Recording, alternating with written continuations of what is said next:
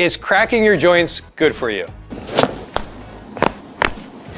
So is cracking your joints good for you? Yes and no. Cracking your joints releases carbon dioxide and it has a temporary neuromodulation effect. What does that mean? It temporarily decreases pain, decreases muscle tone, and helps improve joint mobility. But this effect wears away within 15 minutes to hours. And if you don't do anything to improve the mobility, if you don't do anything to improve the strength and support around that area, your problem will just keep coming back. So although I'll crack patients' backs, although it feels good, it isn't ultimately leading to you staying better. You need to do something to improve your range and need to do something to improve your strength, control, and muscle contraction in that range in order to stay better. That's the best treatment.